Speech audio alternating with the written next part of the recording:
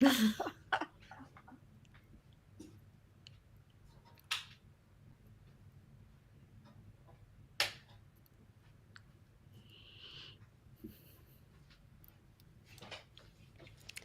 many steps to a live broadcast.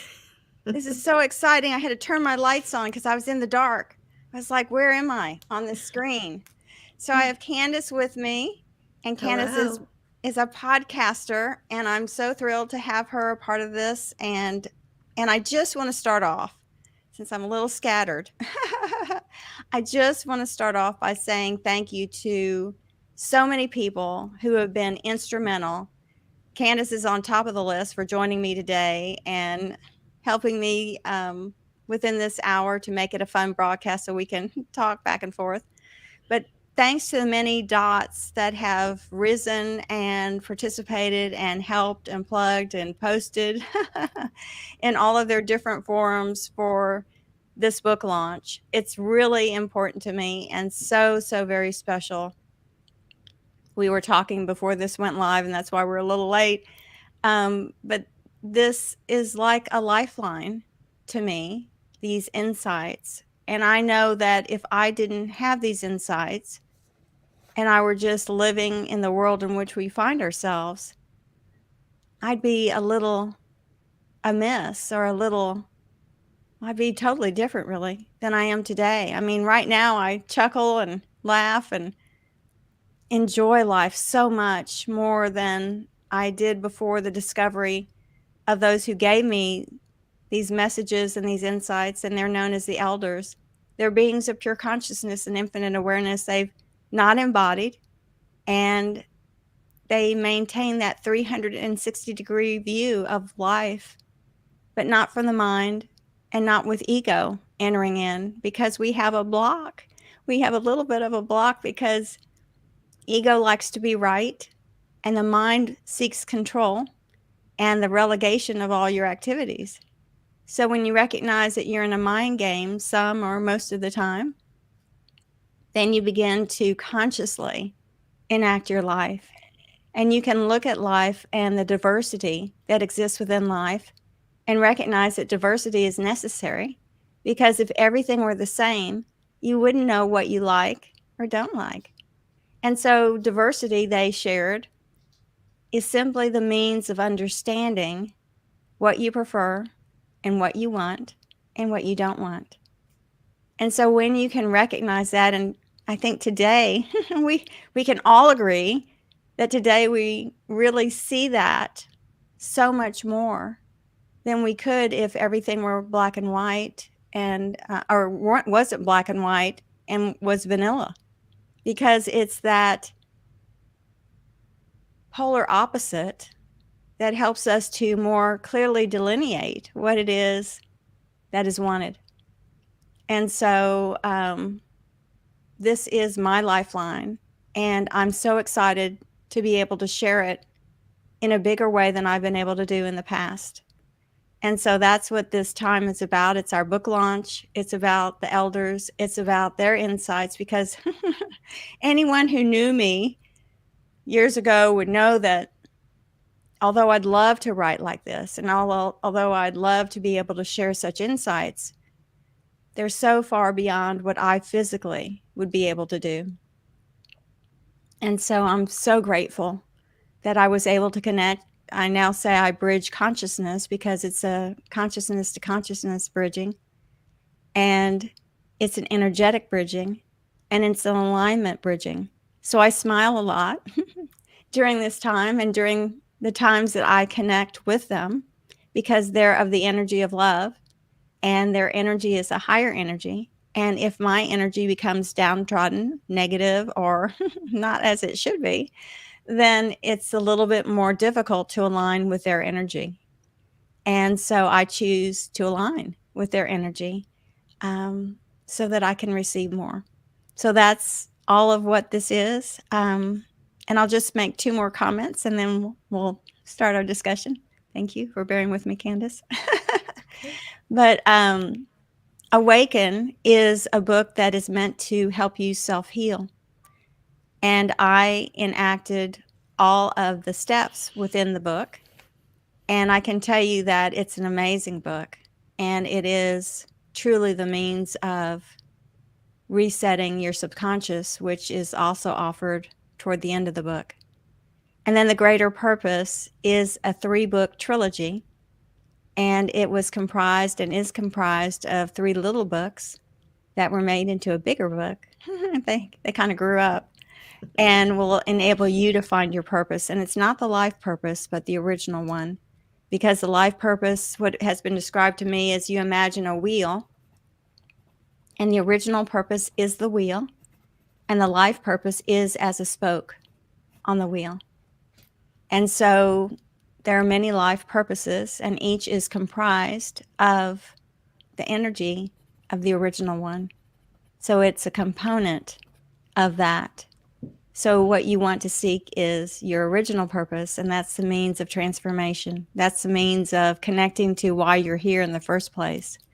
And it's the means of discovering so much more. So anyway, that's my intro. Welcome, Candace. Hi, Robin. Robin, that was beautiful. Thank you. So enlightening. I think a lot of people want to know more about this whole concept. The elders. How do you know they're the elders? Who are the elders? So when I had a real job, now I just want to say, I've never worked harder in my life. I'm up most days between 3 and 4, and I go now until about 9 or 10, or literally when I it's like I gotta stop, and then I'll get into bed and I'll have my laptop and I'll still do a little bit more. But it's amazing how this is. But I would wake up before I would go to my real job, and I would get up at about 3, and I don't say that anybody needs to do that, but that's just what I did. And I wanted to meditate and I did it between 3 and 6. So I would have 3 hours of meditation, and then I would get ready for work and head off to work. So during that time, I would pose questions, and then I would enter into a short meditation. And a lot of times I thought I just fell asleep because I'd be in that space, and then all of a sudden it was time to get going for work and to get dressed and go. And one day I sneezed, and when I sneezed, I found I was up here looking down on my body form, meditating. And I was like, oh my gosh, wow, that's never happened to me since. But I really thought I was just falling asleep and didn't realize that I was doing something else. And so on those days where I would pause the mind, I would write out questions. I started it in my journal, and I progressed to my laptop because I can type faster than I can write. And in the journal, I would put my question, and then I'd just pause and wait for something to come in. It was an experiment. No one told me to do that. I just gave it a go. And I would get these answers. And there's more to the story, and I'm not going to go into that now, but there's more to the story in that I got these answers, and over time it progressed, and I stopped for time, and then I started doing it again and asked who I was getting these messages from. And they said, you can call us the elders. And I said, geez, that's such a formal name. Isn't there something a little bit more, not so formal? Isn't there something else? And they said, this will do for now. And we can always change it later, but you can call us the elders for now. And so that's how the name came. And at one point, I asked them to give me a definition of who they were. And they described themselves as pure consciousness, infinite awareness. And they recently have shared that they're from the energy of love. And every time I ask, I get a different number. But right now I get the number of 444 as the number that are within that community or group, however you determine it. And they actually came, and this I want to share. They came to this planet many, many, many years ago on a mission because they had heard from their system that there were souls, spiritual beings that were trapped in physical embodiment here on earth, that they had lost their way and forgotten where they came from. And so they came specifically for the purpose of enlightenment, to allow others to connect within, to ask if their messages and their insights resonate with them, because the clear determining decision is individual to each as to what they accept and what they don't. But to see if what they have to share is of relevance to them. So it's an inner alignment that you look to forge and bridge, because they are here on a rescue mission to allow greater understandings to become known that have been known in time but have been lost over time. So you mentioned they're a lifeline. How many of us could use a lifeline, right? I don't know how I'd do it if I didn't have them right now, honestly. So how can other people figure or find the way to also, seek the elders and have a lifeline? How can people do that? So immediately you can do it through the books, right? So the books were given in an energy of love. I got to kind of marinate in it when it was being given. And I'll have to say, initially, it wasn't as easy as it is now. In the beginning, I actually sought a connection with Esther Hicks, and she brings in energy known as Abraham. And I wanted to go on to one of her workshops and not ask Abraham a question because I had that resource. I didn't need that. I wanted to ask Esther how she initially connected. And I read her story of how she did it, which was actually much more difficult than what mine was. But at the time, I hadn't found that. And I wanted something quicker than what I was able to do, because sometimes I would sit for hours waiting for a few sentences. And really the answer was, which I didn't know then, but I know now, is the stilling of the mind. It's getting the mind out of the way so that there can be something more that enters in. Now, what I'll say is I have an energetic key, or I'm aligned with the elders, but everyone has what I'll call an unseen entourage. I have one too, but that's not the elders. They're different. And the unseen entourage are comprised of 4, 5, 7, however many you'll ask internally and get the number for you. But each has their own unseen entourage. And they are the ones when you ask in contemplation, you ask in meditation, perhaps even when you ask in prayer, that they're the ones who can respond and give you your answers. But if you're not looking for answers, you're not looking to find something new, then even if they were to provide it to you, you wouldn't see it. So you have to be in that wanting mode. And so you always have your unseen entourage with you. And they're ones that can be enlisted. And so you might say, well, if I see this, then it means that. Or if I see that, then it means this. So when you start defining, when you are asking, then you can more readily get the answers, because the answers will always appear almost immediately to you. But if you don't know how to interpret them, or you haven't set kind of a key code in order to do so, then it will be harder to get the answers that are given. So in order to get the answers, you need to have this still mind. And I think that's where I know I struggle with that. So I'm sure there are other people that struggle with We all struggle with that. stilling the mind. So it's like, where do you start? Like, how do you still the mind? I know there's meditation, but what can you share with us that will, help people to start, and tap into this, this resource?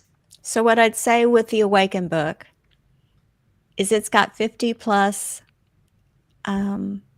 different energy releases, meditations, steps, enactments, foundational truths. It's got all this information.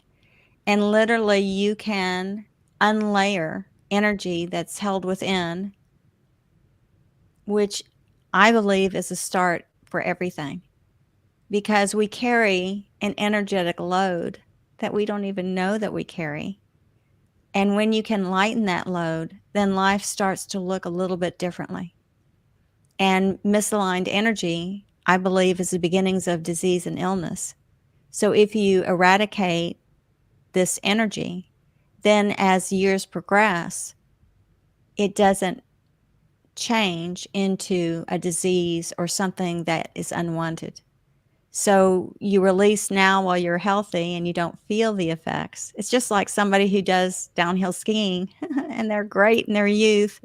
And then as they age, they find that they have knee issues and they find that they've got different issues that kind of pop up because as time progresses, that's kind of what happens. But if you can remove some of the energy that kind of remains dormant within, but does it really remain dormant? Energy tries to align with other energy. And so what they've explained is that when you've got different polarizing energies, one tries to morph into the other so that they can be in alignment once again. And when that happens with negative or unwanted energy, then you've got something that is brewing that you really don't want. So I'd say to start there. I mean, that's a really great way. There are meditations on the Advanced Energetics channel in YouTube that are specific to putting the mental box on the shelf and allowing something else to come in.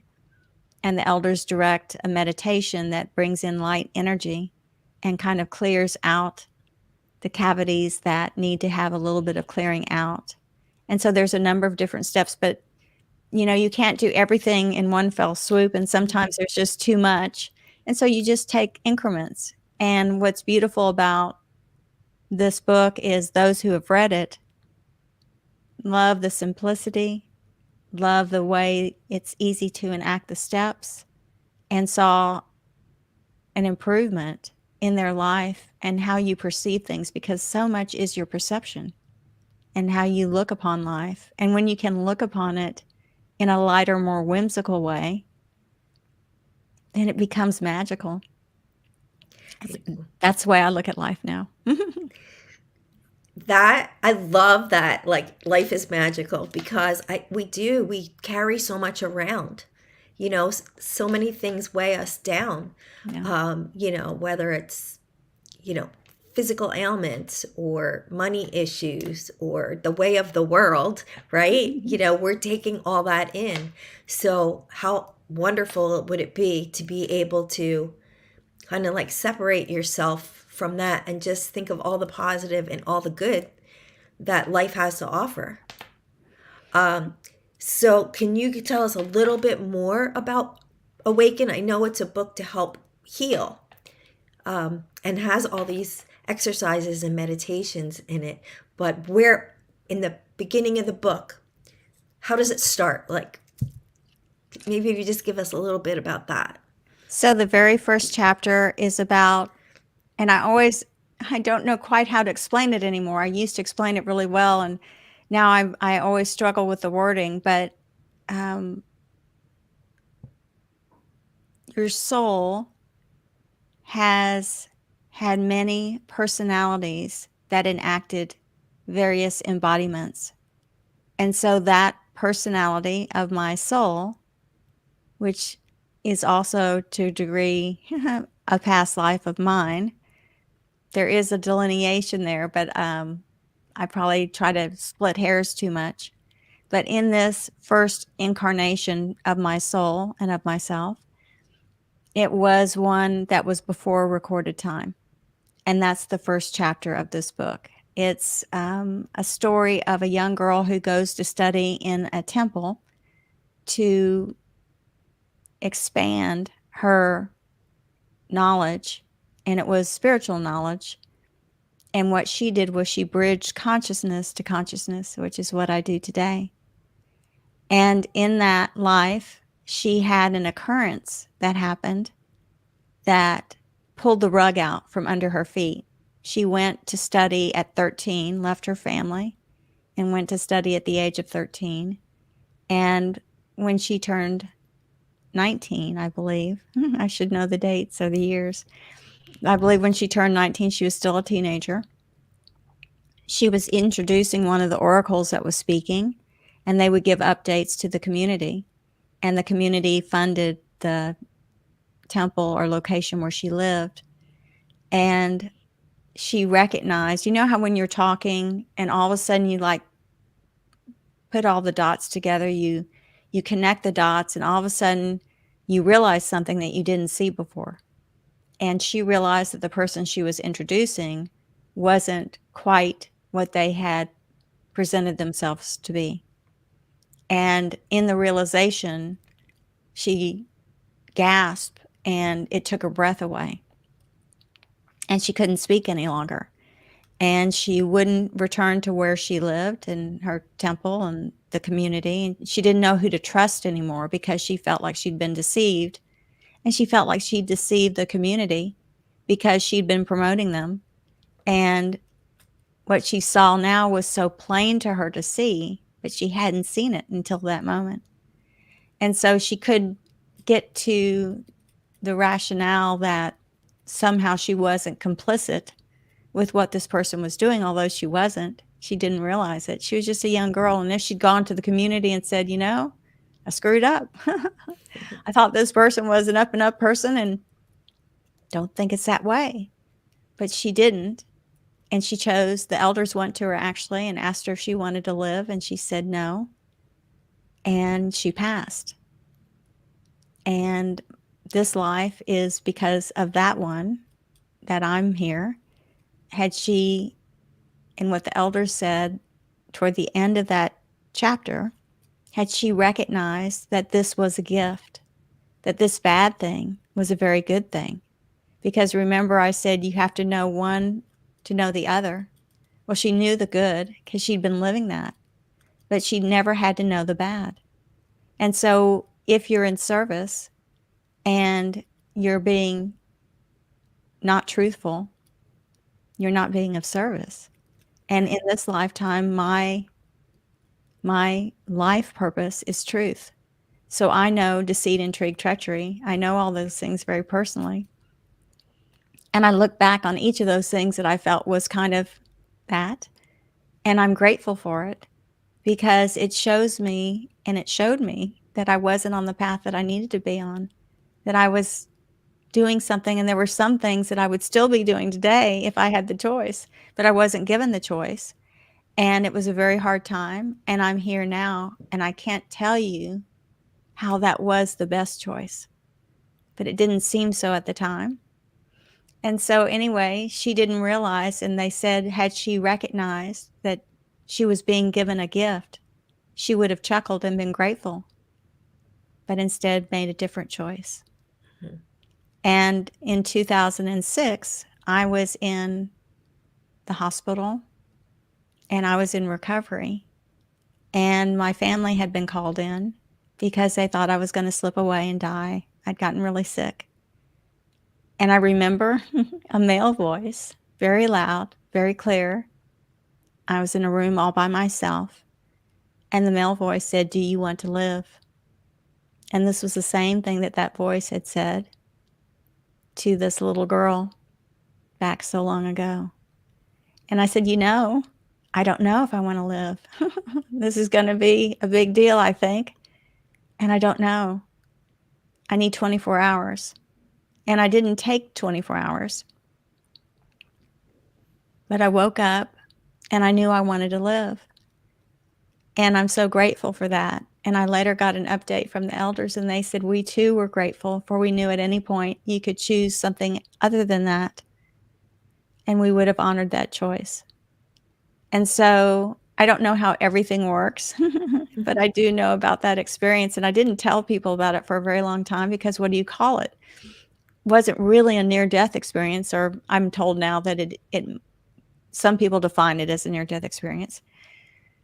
But at the time, I didn't go into a tunnel and didn't have any of the light experiences. I just heard a voice, but it was someone who was very present, and it was an awesome experience. And so all of these things are somewhat interrelated because in that first embodiment, the issue with this child was an issue of discernment.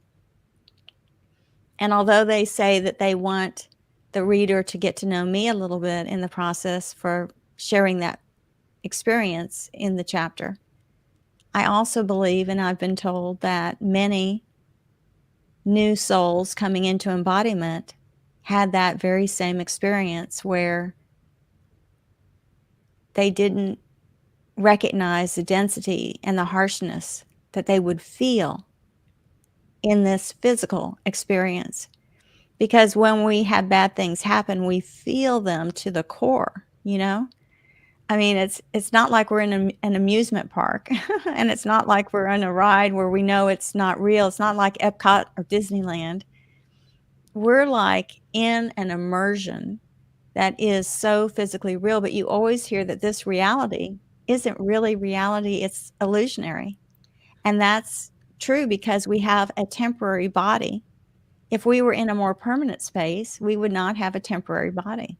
But we have a body that's meant to expire so that we have the opportunity for other experiences. So when someone passes, you never really lose them. You always have their energetic key. You just need to think about them and focus from your heart center. Everything begins from the heart center. And when you focus there and you tune in, you can always connect indefinitely because love is an energetic key that everyone has access to. Wow. So many people need to hear this, especially when it comes to, I think, when you lose a loved one.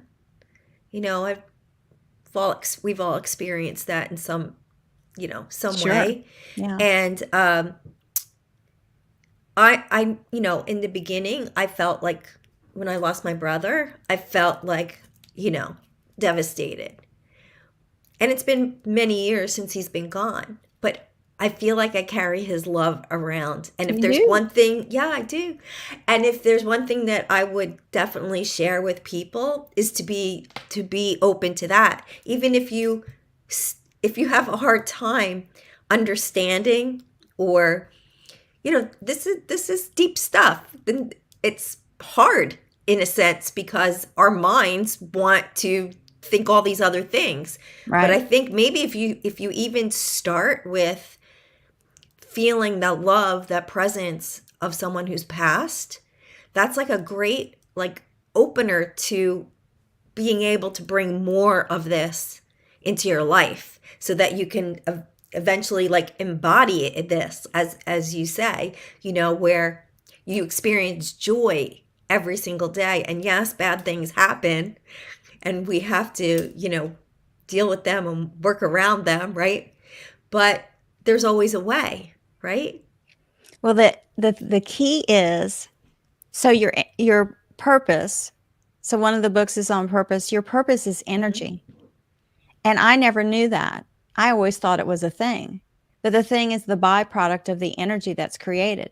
So recognize that you would never come here to create a thing because you can't take the things with you.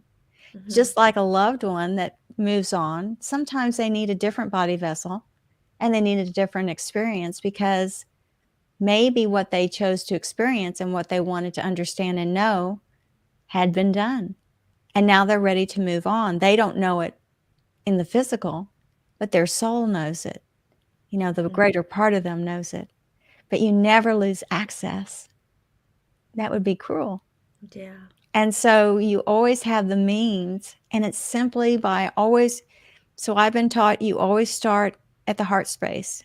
Every morning, you align from the heart space and you focus, you put your intention and your attention at that heart center. And it's as simple as that, to anchor it there. Because when we begin the day from the mind and the mental box, you put out energy, and that energy that you put out circles out and comes back to you. So imagine that you start the day in that love embrace. Now your energy that's been put out for the day is anchored in love. And so different experiences and different things will return to you, because that's just the law of attraction. And so what's beautiful about energy and connecting to anyone, really, like periodically I'll think of a grandfather that I had that I dearly, dearly loved. And I'll just stop and I'll think about him and I'll send him love. And I feel it coming back. So I believe it connects to them, and that they know it, and that they can then reciprocate and return it back to you. Mm-hmm. And love is the greatest gift you can give to anyone, anything. And yourself, right? Well, it Yourself. always comes back to you. That's the beauty of it. So you don't even have, if you're open to that, right? Mm-hmm. Then you know that whatever you come out. So in the morning, I start off with sending out universal love. And universal love isn't the same as love. So love is a trite kind of understanding, and it's an emotional kind of thing. But universal love is an energy key of healing and of so much more. There's a whole chapter in The Greater Purpose that talks about love and what it is. And once you anchor what I believe is the definition, because there may be many definitions out there of universal love. I don't know. I've not looked. I've not looked for them. But the universal love definition that's given by the elders is that greater understanding. And once you anchor that understanding into your being, then when you put out universal love, so say a big storm hits, and we had a big tornado that blew through here, and they had told us on the news to get our helmets and to sleep in our basement. That's how strong this tornado was. And I was like, no one has ever said to get a helmet. I guess I have a bike helmet, but I'm not going to get my bike helmet. That's insane.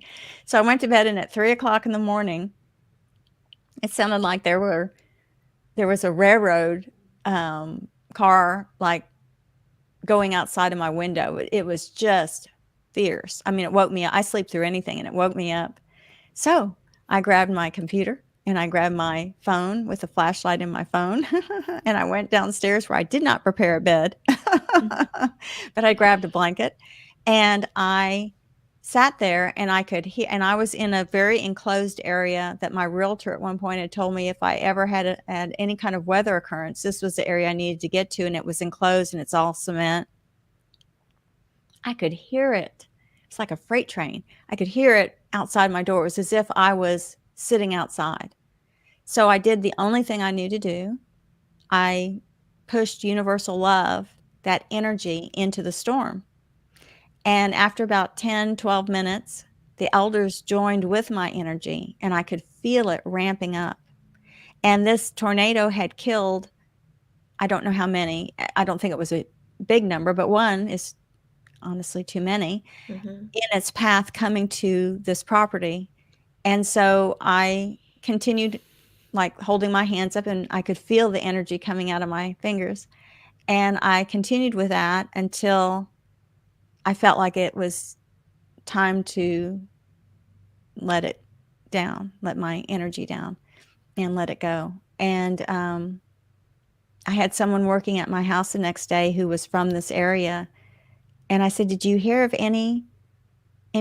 Did you hear of anybody getting hurt or any property damage or anything happening from the storm that blew through last night? Was it as loud at your place as it was mine? Because he's not too far from me. He goes, oh my gosh, it was, blah, blah, blah, blah, blah. So he didn't know, and he was going to check because he'd lived in the area for a very long time, and I was relatively new. And he came back at the end of the week, and he said he didn't hear of one incidence of injury or property damage, which he said was incredible based on the magnitude of the storm. But I truly believe that universal love entered in, and it can diffuse. And it's something that we can individually do at any time when you feel like there's nothing you can do. If you've got someone that's really, really sick or just unhappy, or a weather occurrence or anything that it occurs to you might make a difference to put universal love into play. Because once you internalize its meaning, utilizing its true meaning, and anchoring that to yourself, and it's as simple as anchoring it to yourself and understanding what the definition implies, then you can put it out at any time without thinking through that whole process. It's just an immediate kind of thing that you can do in an emergency or in a time where you need, some space or some help or some assistance. Mm-hmm. So it's the key to all. Makes complete sense. So one of my thoughts that I had when you were talking about, when you wake up in the morning and Mhm. anchoring yourself, to your heart center and love, how many of, not you, but how many of us, first thing we do in the morning is like pick up our phone and look at social media or look at our email, when if the entire world was going within and It'd be a different centering. space. Oh Yeah. my gosh, how cool would that be, right? I used to wake up and listen to the news, and I Right. had a TV anchored, little small TV, but anchored in my bathroom. And so as I'd get dressed, I would listen to everything that was going on. I'd listen to all these different channels, and and I don't listen to the news. I mean, I'm hopeful that if there's ever an emergency outside, that I'll kind of somehow know that there's something going on that I need to be aware of. Mm-hmm. Because I just don't, it just seems so negative, and it seems like there's always an agenda, and Yeah. I'm just not into agendas, and I'm not into the negativism, and it's not where my focus needs to be right now. Right. I try to avoid it myself. I do think I do a pretty good job of it. I don't seek it out. Sometimes Um, it finds me by accident, but I know we are human, and it is this is where we are. right, right. So do you want to talk a little bit about your other book, the Greater Purpose? You want to share some more about that? So the Greater Purpose is a compilation of the little books, and all the books are behind me. But this is, and I went and grabbed some of these. So this is the Greater Purpose, and it's a 5x8 book. Awaken is a 6x9 book, and then the little books that it was comprised of are 4x6. And so the thing that I think is most intriguing, maybe, is the original purpose. So it was the little book to find your purpose, the original purpose, and the most recent one, which I got last year, the third book that completes the trilogy, is Enact Your Purpose. And I actually have an excerpt from Enact Your Purpose, and I could see if I could play it. But it just, and then I could, if there were questions, I could, you could ask me questions based on this excerpt. It's like 5 minutes. Is that okay? Sure. Okay, here we go.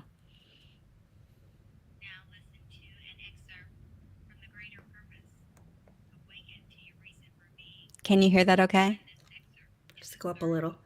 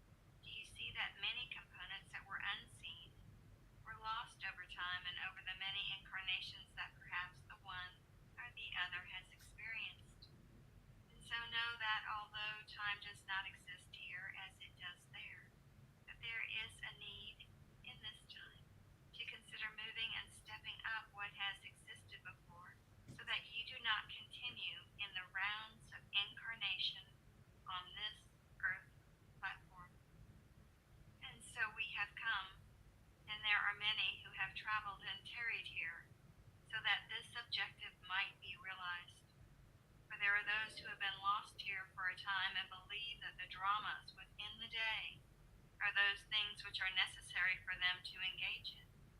And by this we mean that those who had once sought or wanted to achieve certain objectives and understandings, that they then have the opportunity to return to why they embodied in the first place.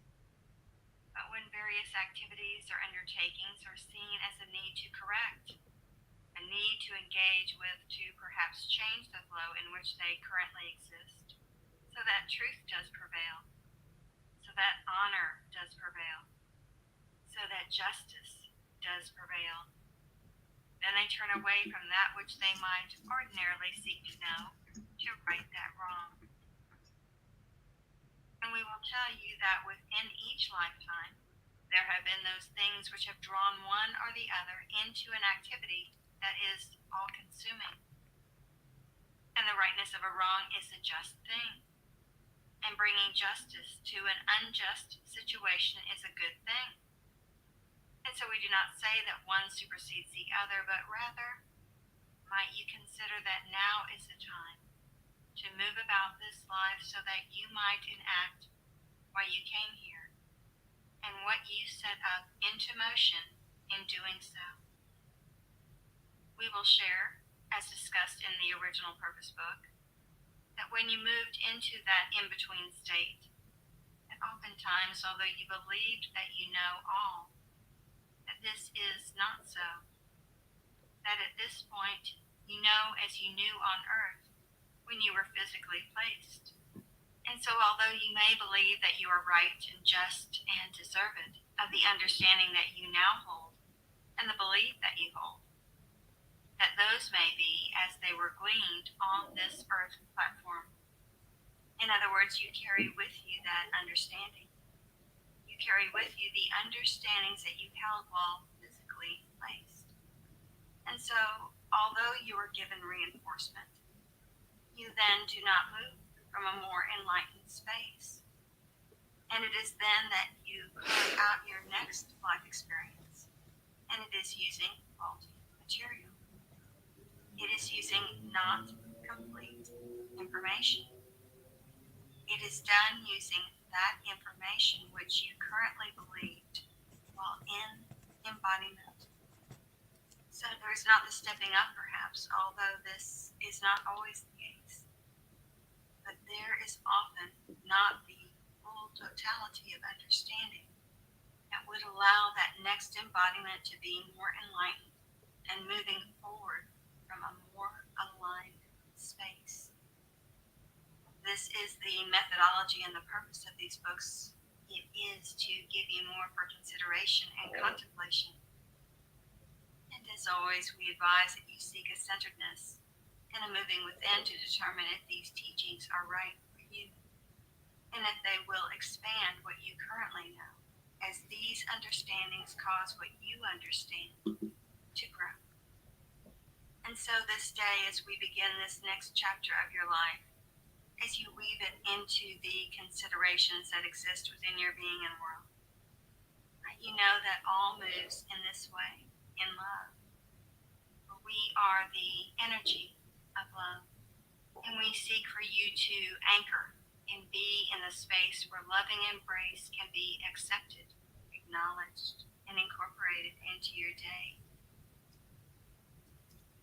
And the rest of that was in a loving sort of way. So I think one of the things that we need to define is, you have said that your life purpose is not your purpose.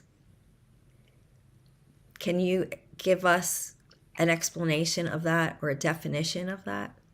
So what they have always come to share is that we have an original purpose.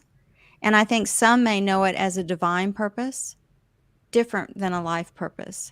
And so you imagine a wheel, and the wheel is your original purpose. And in every lifetime, there's a spoke on the wheel, and that spoke is your life purpose. So in this lifetime, my life purpose is to know truth, And in order to know truth, you have to know its converse energy, which is what I mentioned, deceit, intrigue, treachery. Mhm. And I've known it in multiple locations and multiple times and multiple ways. So there's more to that story of why do I need more than one big occurrence, and that's a whole other story and would take a little bit of time. And we're winding down on our hour, so I won't share that now. But my overall original purpose was to be of service in a worldwide platform. And so what I'll say is that your original purpose is bigger, more vast, or we could say it's the greater purpose for which you hold. And it is not simply the life purpose, which you hear many share on the life purpose, but this is not that. And so what's hard is within Google, you can put that you're talking about the original purpose, but nobody Googles it because they Right. don't know about it. And Right. so it's sharing that information, but allowing for someone to know that they have a greater, more vast purpose than simply the life purpose. That's the objective. And then to sit in a contemplative way, because the mind's going to tell you it's very difficult. And so you have to gain control of the mind so that you reharness. The elders compare that to the mind and that experience to a teenager who hasn't been given a curfew. And so the teenager will want to continue and do until you slap the teenager's hand and say, now you're going a little bit too far. Because the mind can take you from a beautiful day, one that is quite magnificent and lovely, and with just a few simple thoughts, drag you down a notch or two. And so it's simply by maintaining and monitoring the thoughts that you keep and recognizing that you can replace those thoughts with different ones. Which of the two books?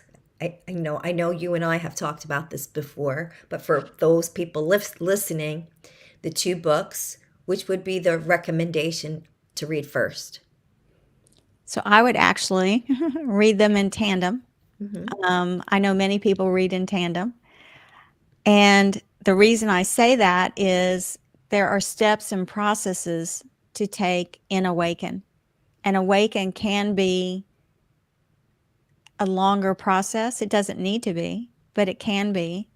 And so you can enact those steps, and then you can maybe stop for a little bit and read The Greater Purpose, which is a little bit lighter to read. Although I'll say that when you get into The Original Purpose, which is the second book within the book trilogy, and within this book, it discusses the original purpose and the transition time, the transitory time, the in-between time, the time where you plot and plan out your next embodiment.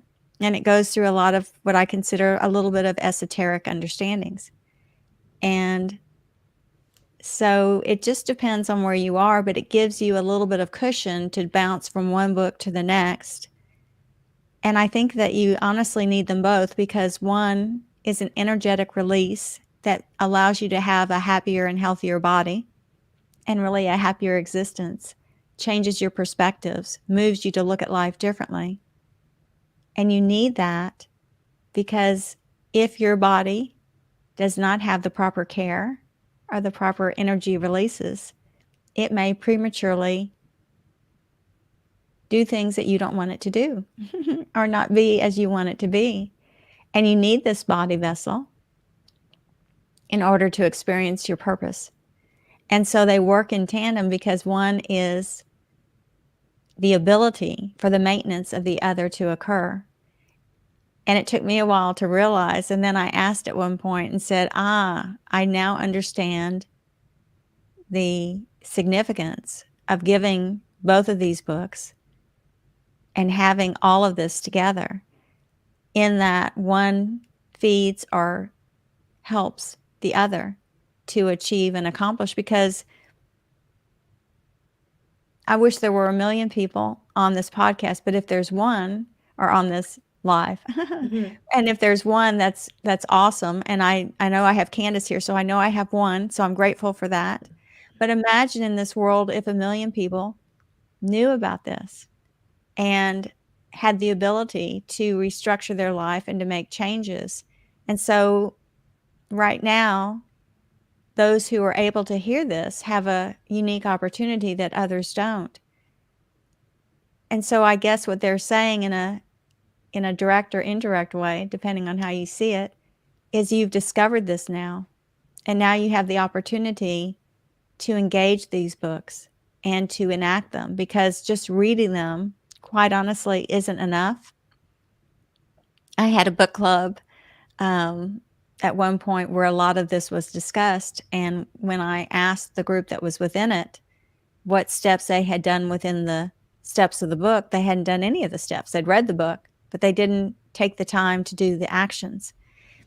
And within the Awaken book, the elders must have asked, and I deleted or took them out. I apologize. But there were a lot of different notations that said simply reading these words is not enough. You have to do, we're in a very physical platform, and we have to make efforts to do. It's like me thinking that this would miraculously become a big deal without me taking the steps to have it be known. And so I am like all in. Mhm. This is who I am, this is what I'm about, and this is the message that I want to send. And so you at some point have to walk the walk and talk the talk and enact. And until you do, I used to read a ton of books and I would put them on the shelf. I didn't do any things that the books suggested to do, but I was like, okay, I've done that book, and I checked it off my list. So they had a good example to go by because I did the very same thing. So I understand, but these are not books that are meant to be passive. These are books that are meant to be read, meant to be engaged, and meant to be put into play.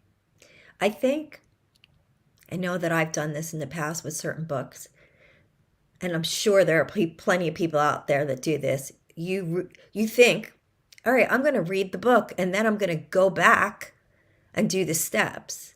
But really, these books need to be like read the section, do the work, not to read the whole book through and then go back. Because I would say yes, because I would say this is a book that you read a number of times.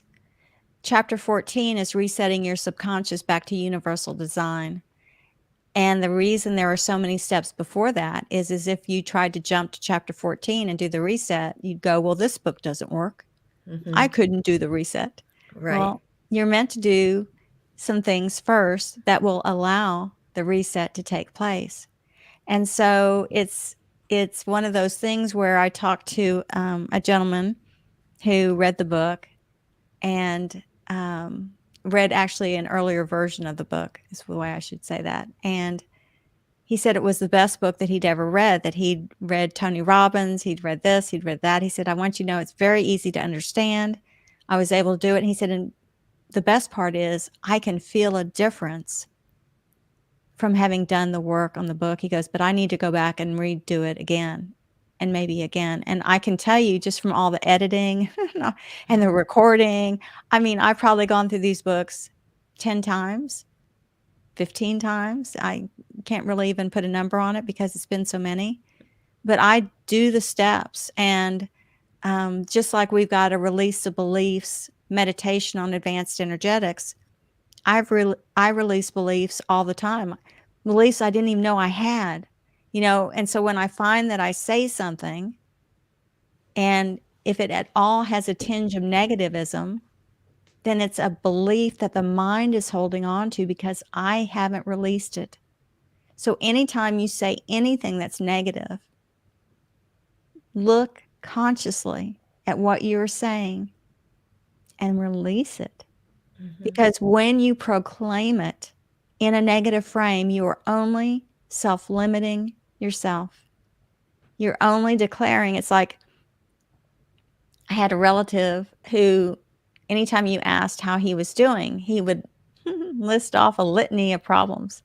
And then the phone might ring and someone would call and he'd list off the same steps and same things almost in a rote, repetitive manner. And what universe will say is, how can that life ever change if you're constantly seeking to reinforce it? And so that's why you want to leave things in the past where they belong, and that's in the past. And maybe you couldn't do something at one point, but that doesn't mean you can't do it today. Mhm. And so even people that I know that are very spiritually placed believe that certain things can't be done in an easy way. And I'm not going to challenge someone, that's their belief. But I'll say here freely that it's all a choice. And when you can recognize that the mind is a self-limitation, and it does seek to self-limit because it does not understand spirituality. It's the judger. You're not a judge. The mind is the judge. And the mind seeks to put everything into its place so that it can be defined and understood by the mind, not by a spiritual being, because we're more connected to conscious awareness and that conscious part of us, but we've relegated it behind the mind because the mind is so reactionary. It gives us those quick fixes of solutions. But when we want to seek that long-term solution, that's when we want to go to that meek, small voice. It takes a little longer to hear, but it's there. But we've relegated it into the past and into a position of not authority. And hopefully over time, each of us will change that so that it becomes a more dominant voice that we hear, so that when we seek an answer, instead of getting our ahas mentally, we get our ahas from our heart center. And that's simply by aligning with the heart and asking for the aha to be from the heart center, because so often ahas are mental ones and aren't really the aha that you might think it to be. That was beautiful. Thank you. Well, is there anything that we didn't touch on today that you would like to share? I would love as many that feel that they can. It's a small investment, and I don't really even care about the book sales as much as I do connecting individuals with what they need to know. But you can't give it all in an hour. These books take hours to read, and they need to be ingested and digested so that they can be internalized in a way that is of meaning and of measure to the individual. So these books are a gift of love. They've taken 3 years of my life, which I gladly give, maybe a little bit more. But they're just the most beautiful gift from the elders that, quite honestly, I don't know that we've had in recent times such a gift. And I know I'm prejudiced because I know what their energy is and who they are and what they represent. And I want others to know that too. I want others to have that shift in perspective so that when they see something in this life that is so difficult to understand, that they can see it from a different lens and maybe handle it a little bit better than they might have before. And then realize that we've been in many circumstances where we've taken up causes and fought the fight. But perhaps in this life, it's time to get about why you came here, because it is the reason that you're here. If you believe you have a purpose, then you have a purpose.